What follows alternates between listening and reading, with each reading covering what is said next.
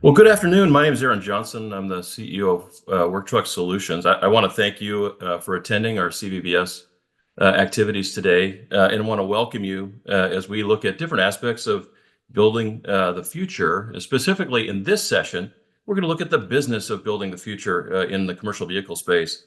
We continue to see changes. We continue to see opportunities, lots of things from technology to regulatory updates and even a new generation of owners and operators moving into the space.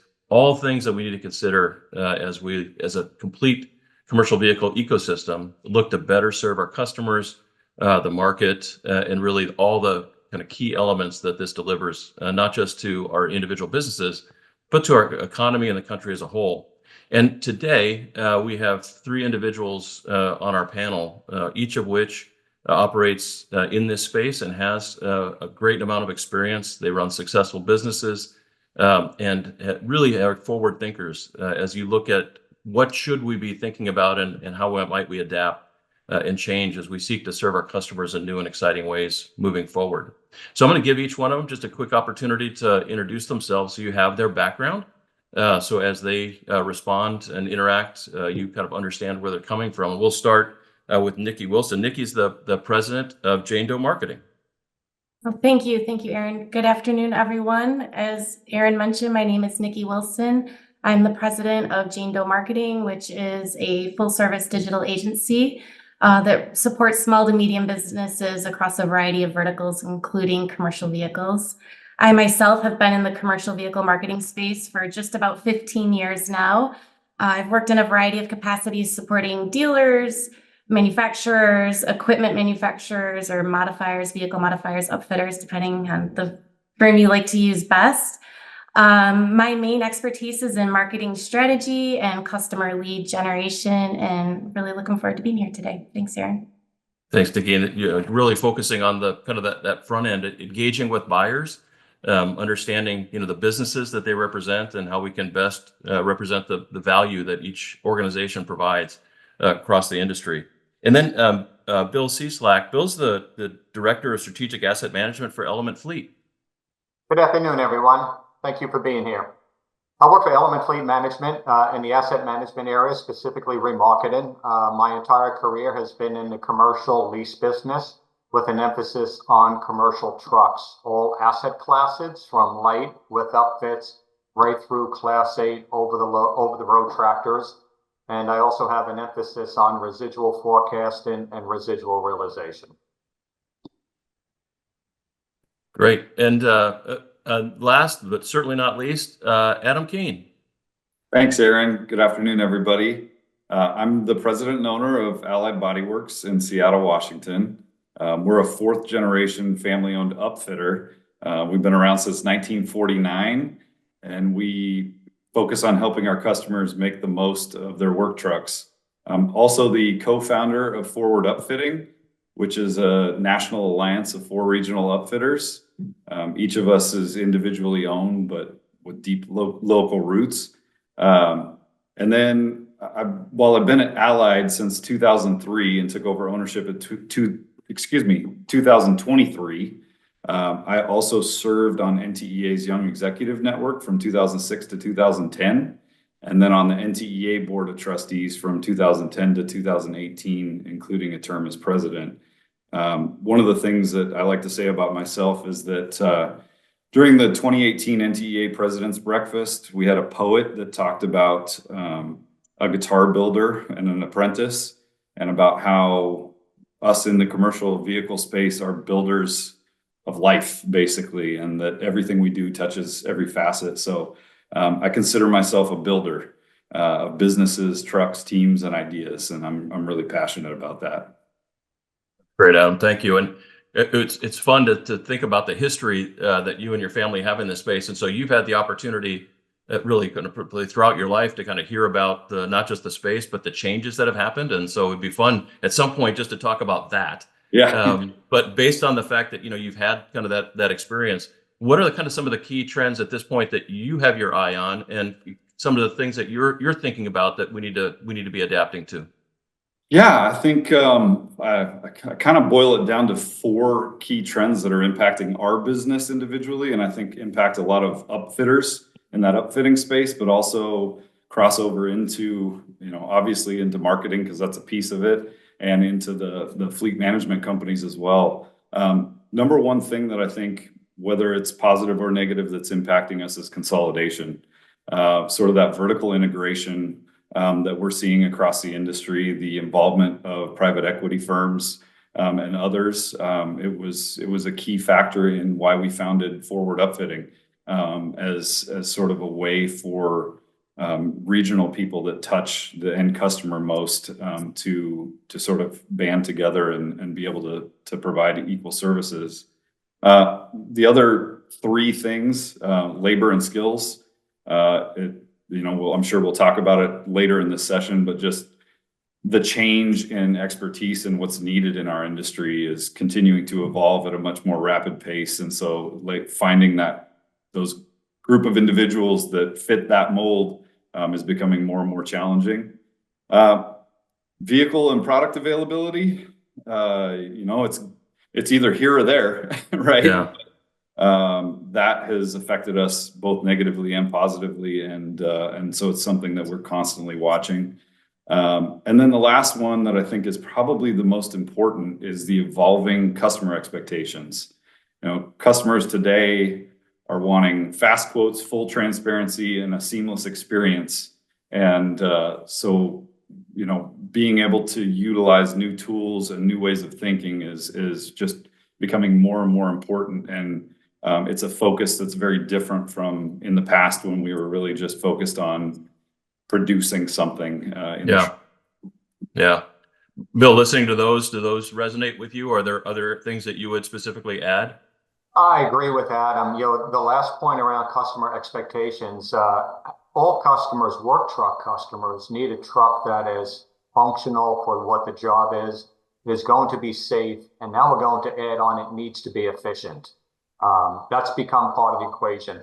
I think that supply and demand and availability of assets and upfits has changed significantly since we came out of the COVID period, and now we find ourselves potentially into the tariff war period. So I think there's some concerns renewed currently around what happens to the cost of work trucks and upfits based upon what's going on with tariffs that are alive today.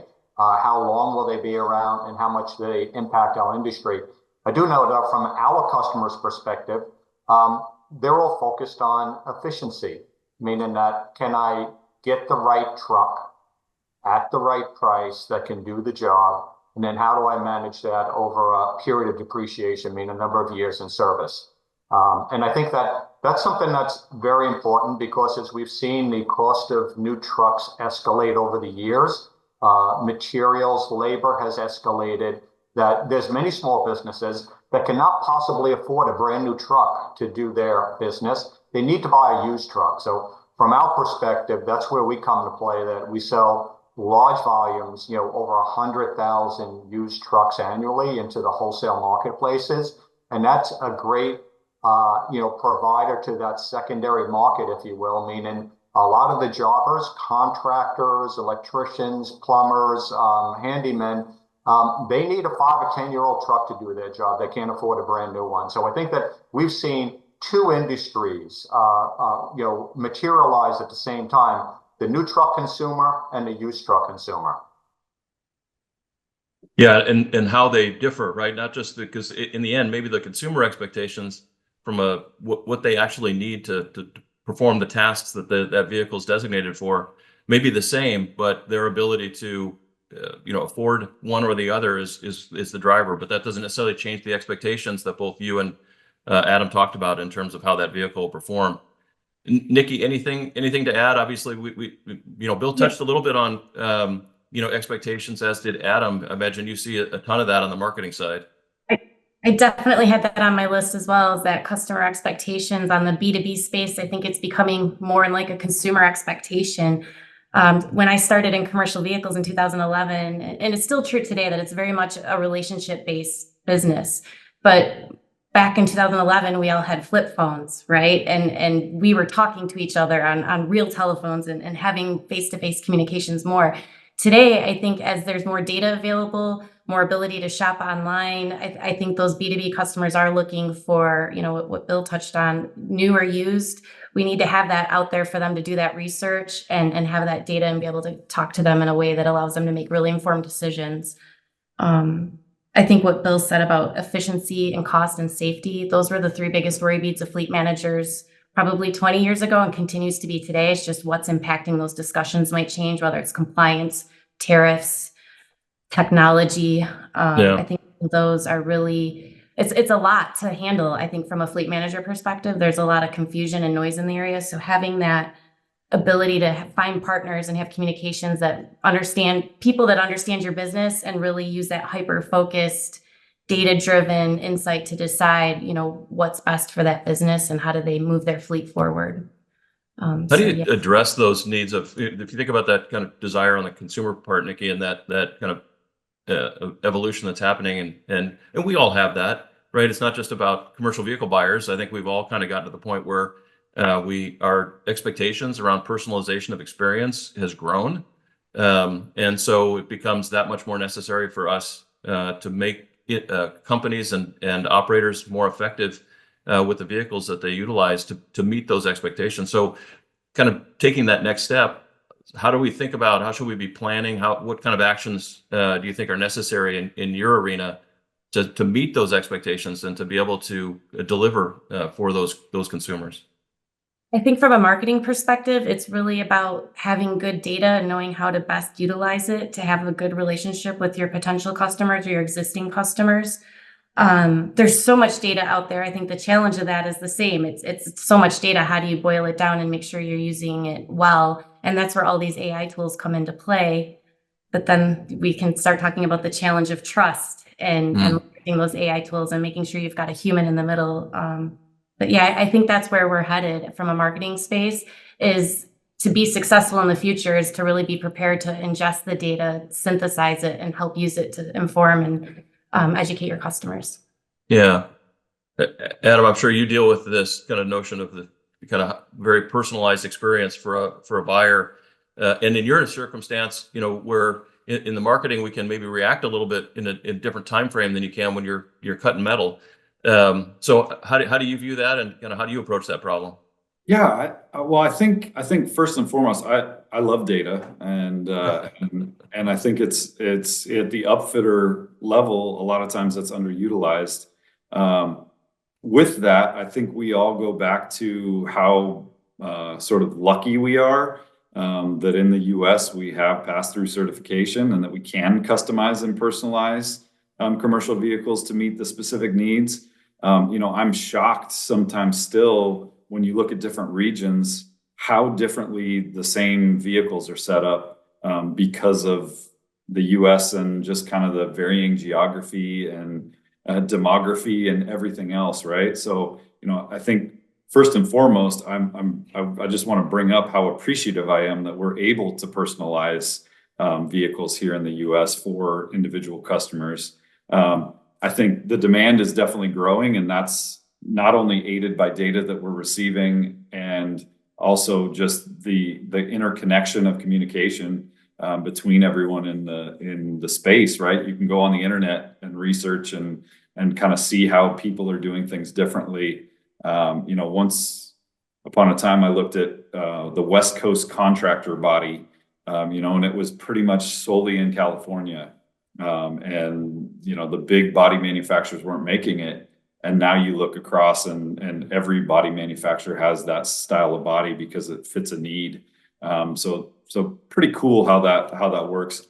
The last thing to add on to that is just kind of our shift as upfitters through the years being more educators and consultative selling experts, right? People are looking to us not just for building their truck. They're looking for us to educate them on how they can do all the things that Bill mentioned, meet their safety and efficiency needs. And so our people are having to be much more than just truck and body experts. We're having to understand an individual business to an extent to be able to consult. Yeah, for sure. We'll dig into that a little bit more. Kind of how do we actually because we don't all can have all the expertise required to surround that buyer. So we'll hold that for just a minute, because Bill, I wanted to ask you, I know in one of our prior conversations, your approach in terms of personalization of kind of fleet type services and things like that, making sure that we can meet that. Now, you not just at the vehicle acquisition side, but then on the ongoing kind of care and feeding. Maybe some thoughts around that, how you and your team approach that. Yeah, there's two aspects of it. One is designing the truck up front, that we have an expert involved in that. And I think to Adam's point that the upfit industry can provide exactly what the customer needs. As long as they understand the specifications and the usage, they can provide what needs to sit on that chassis. But the other part of it in terms of building a better truck is understanding how to construct that chassis. And I'll give you an example that not all truck user customers are the same. A customer in the energy industry needs trucks that will probably spend more time off the road than it will on a highway. So that customer likely will need to put on heavy duty coolant packages and maybe some other suspension or tire packages that make that truck fit to be in an off-road environment and to be able to do that job. As where the customer is going to do more of the highway usage, whether it's long haul or short hauls, have some different manufacturer specifications that they would put on that chassis to make that ready for that job. So I think that's very important. And I think that as much as there's AI out there, an enormous amount of data, I think the customers still value the subject matter expert that they engage with to make sure they're doing it the right way. When I speak with some of our customers, I was speaking with one last week that has a very large commercial truck fleet. It's a combination of large cargo vans and then cab forwards with a box on the back. And they were surprised that they thought that most of their drivers would prefer the box truck, when in reality, they all prefer to be in the larger cargo van.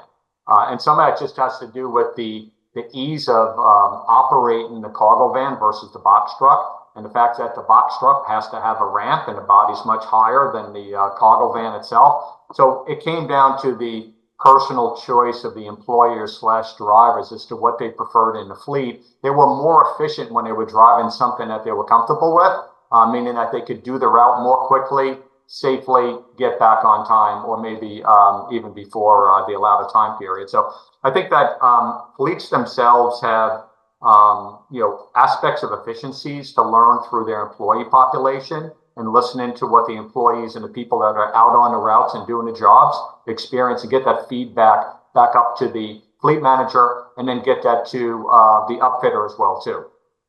To have kind of the voice of those in quotes kind of do the real work, that are the operators of these vehicles seems critical. How are you able to engage with your business owners in the case where there's any segregation there around that, the importance of that? Are you able to kind of consult with them on ways to kind of get that feedback so that you can essentially, to an earlier point Adam made, consult with them on that type of topic? Well, there's several ways to do it. One, we can launch surveys, which we do, to understand how they feel about it, and a large sample size survey. Most of our customers are national fleets, so that's a good sampling size, meaning you have a material amount of data there. The other side is for the fleet manager to do that internally, and then we also track it through data. So we look at which vehicles are utilized more than others. What is the efficiency of those? What is the safety records of those? So a lot of data comes into play, because the survey is more of the emotional response to how I feel about the truck that I'm doing my job with. But the data tells us what's really happening. So if we've got assets that are underutilized, we can tell that. If they're overutilized, we can tell that as well too. So neither one are necessarily a good scenario that's underused or overused, but you've got to find that right balance. That data can also tell us that is the fleet from a regional or geographic perspective, is it properly dispersed? Is there some locations that have higher business volumes and need more vehicles in that region, and the other ones? So many of our customers, we help them move the fleets across regions to be able to deal with their highs and lows of business that they have to transact in those regional areas. So not just relying on the data purely, but using that certainly as a guide but also engaging with the people that are actually interacting with the vehicles on a regular basis to get the kind of the input that the data doesn't always, the insight that data always doesn't provide. Adam, you started touching on this notion of surrounding the vehicle buyer with the expertise needed. And in some cases, that is expertise that you and your team have. In some cases, it's not, perhaps. So how do you work that through, and how do you kind of create an environment that buyers can have this kind of personalized service? Yeah, I think it goes back to some of the things that Bill was talking about, just as far as you do have to connect at multi-levels inside of the company. So, we're dealing very differently from a national fleet. We're dealing with, a regional fleet, or sometimes even a fleet of 5. And so when we're dealing with that, we see something similar throughout the different people that we work with, that there typically is some sort of a disconnect. Even if there's an owner operator that's using one of the vehicles, especially in that case, a lot of times the other driver of another truck has different opinions or thoughts about how it's working. So, we really try to get an understanding of what they're doing and how they're using the vehicle. I've sort of tried to train my sales force to not ask what do you need or what do you want. It's more about how are you doing something, and then we're learning from that. Ourselves, we're educating ourselves, while at the same time as they're giving us that feedback, we're able to sort of look at it and do some training internally or some research about, okay, what do they need to use most often in this industry, and how can we make that more accessible for them, or what's going to make their job easier? How are they going to do more service calls a day, by the equipment that we're providing? And so it's just kind of retraining that mindset. And as we start to work with similar businesses, we start to, now in the technology age, it's a lot easier for us to sort of consolidate that information and reuse it. In the past, it was very individualized, but now we're taking sort of best practices together, and as a team starts to understand more about a specific industry, they're utilizing that information with the next customer, saying, oh, it's interesting that you have this problem. We already solved that for someone else. Here's what they did. Would this work for you? And how do we move on from that? So it's really kind of building that internal information that we can then share. Right. So moving forward, really kind of leaning into this notion of being in the consulting business as much as anything, where I'm going to learn who my customers are. I'm going to learn about the business they do. And then I have maybe sufficient information to map that to a work truck, whatever how they want to describe it, to actually achieve their ends. Yep. And allowing them to focus on being as efficient as possible versus maybe bringing them something that provides 80% of what they need, and then they view themselves on an ongoing basis as 20% inefficient or something of that nature. That, Nikki, when you hear all this and kind of this kind of consulting with businesses around the delivery and the management of their vehicles, how does that affect how you engage with the market? How can we use a similar technique? Yeah, I think just leaning into that topic of personalization, understanding what the different players are in the roles that they have to play, you should communicate to them based on that. So thinking about data and vehicles and the users of the vehicles compared to those procuring the vehicles. I think one of the things that I've heard as a newer trend over the last few years is fleet managers are more and more ensuring they have the buy-in from the drivers, and not just the drivers, but the people that service the vehicles as well. Because if they bought into that vehicle or that technology, telematics comes to mind, then they're more likely to be a partnership in that and ensure that you're getting an efficient vehicle and an efficient solution. And I do think understanding what each of the players' needs and wants are and helping address that as a holistic solution, that's really when you get the best solution for the drivers, and therefore the best business for everybody that's helping to support those. Another comment, just thinking about it, thinking about this, I think looking at who your marketing team is and who your sales team is and making sure they're aligned against the same KPIs and you're talking the same data and you're talking the same solutions. I think that's also a big, almost a necessity. You might have been the cream of your crop 5 years ago if you had your sales and marketing team aligned that well, but I think going forward and to be successful, that's another area where marketing and sales on your internal side needs to be super aligned so that you're supporting your customer fully as well. Yeah. So again, if we're going to kind of make that transition to be a consultant to our business customers in the marketing process, or as you're engaging with prospects, everything that you learn about them becomes important to the delivery of the product at the end. So not to have the customer re-explain what you should perhaps already know based on things that have already come across. So I think I love that idea of making sure that we're connected. That may be, and Adam, one of the things you and I talked about earlier is that there may be multiple organizations in that process, right? So the information may be coming not just to your particular, not just to Allied, but to partners and things like that. So how have you interacted with that, and how would you kind of think about serving the customer, even if it's data outside of your company? I'm glad you brought that up, because after I finished and then was listening to Nikki, I was thinking about the spaghetti chart that we spoke about before. Right. If anybody listening, or Nikki and Bill, if you haven't heard of the NTEA's spaghetti chart, but it is one of my favorite things, and it's been around for a long time, and the NTEA team has updated it over the years, but it is the path to our customer and how it's so intertwined in our industry, and that it doesn't really matter which part of that spaghetti chart the customer starts with, we get to an end solution at some point. And it goes back to that consultative selling and understanding the customer's needs and what the total solution is, how to piece that together. I honestly think that that's something that's lacking sometimes in vertical integration. When we see companies look at the spaghetti chart and say, I can do this, I can do this, I can do this, let's put it all together. A lot of times what happens is we lose that connection with what the customer's actual needs are.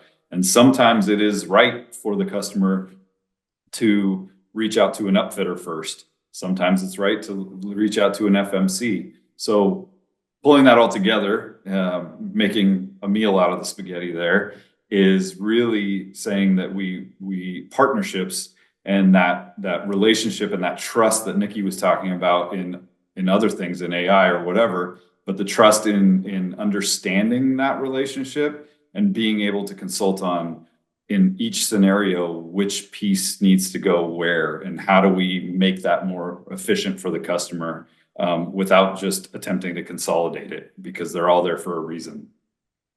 Yeah, so less concern around who they get to first, more focus on that they get the right output at the end. And so that sometimes requires partnerships that can be creative, that sometimes requires not necessarily being always the face to the customer even, right? So you may be interacting with other organizations, but with that same mindset of ensuring we understand the business problem these folks are trying to solve, and what's the right solution to get there.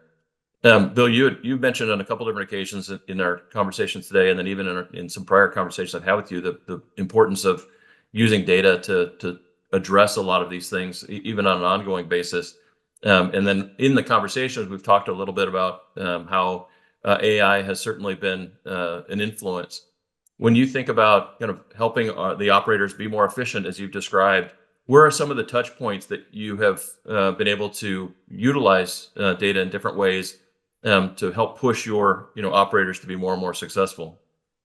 Well, I think most of the data comes from the vehicle itself. So whether it's a telematics system or what I refer to as connected data, where we can actually lift the data off the vehicle's ECM through Wi-Fi and get it real time and understand what's going on with the vehicle. I think that's where there's some very, very powerful advances coming in terms of keeping a fleet safe and operable. I like to use the analogy that we can be monitoring a vehicle's health, and that we can determine at 6 o'clock in the morning that the battery voltage is so low that the vehicle's not going to start.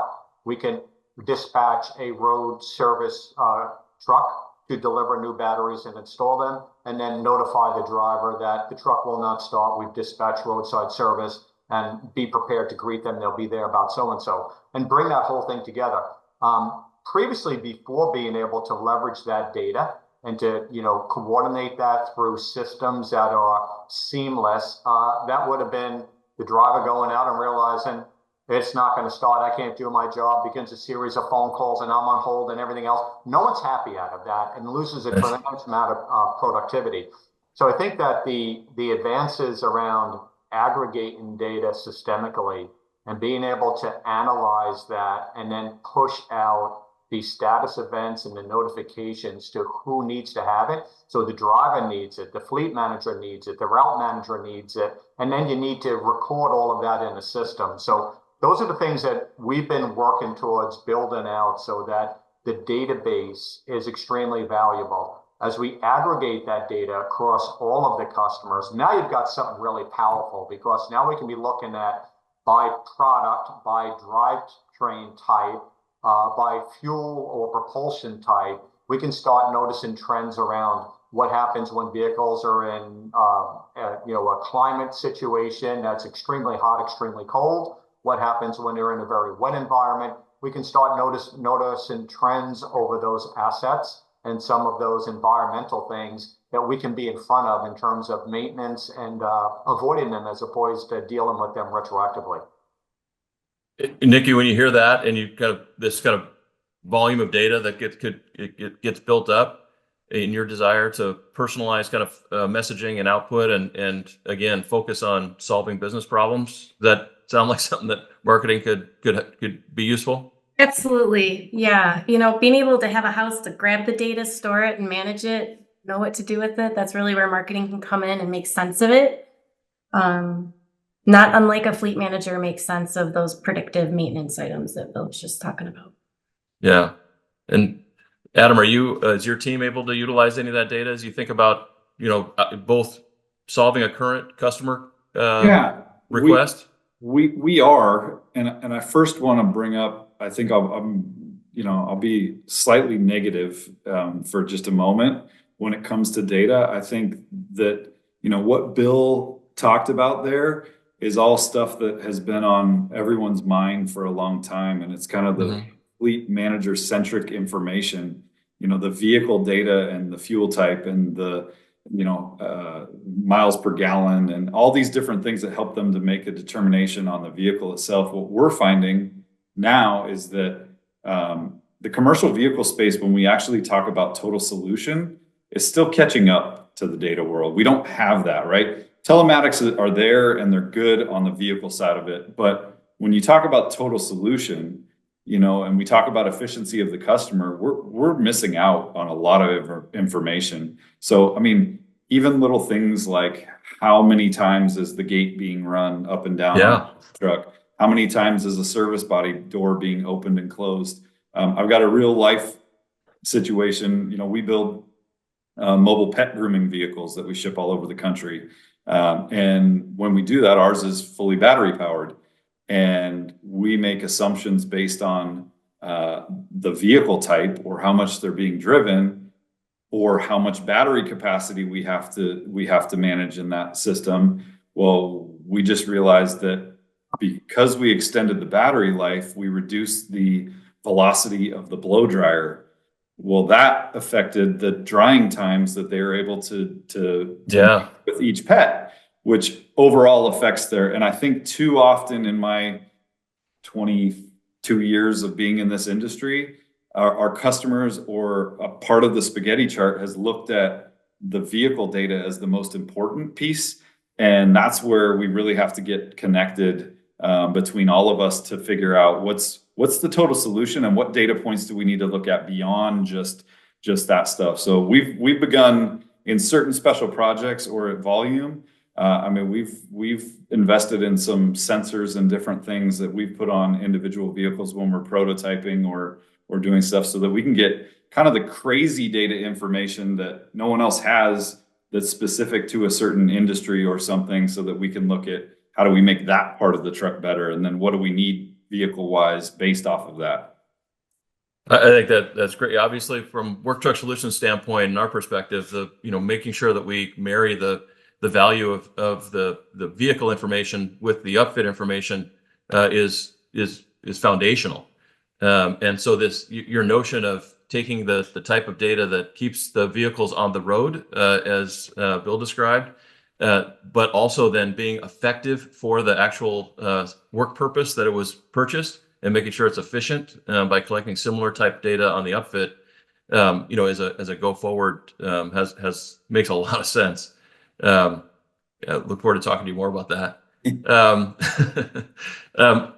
Because we're talking about things going forward and how we should be adapting and making sure our plans are aligned, it would be remiss if I didn't ask a little bit about alternate fuel vehicles and how you're starting to see that impact things. Earlier in the day, there was a session that Catherine and Jamil had indicated, some different changes in expectations of that over time. But regardless, it's certainly here in many respects and coming.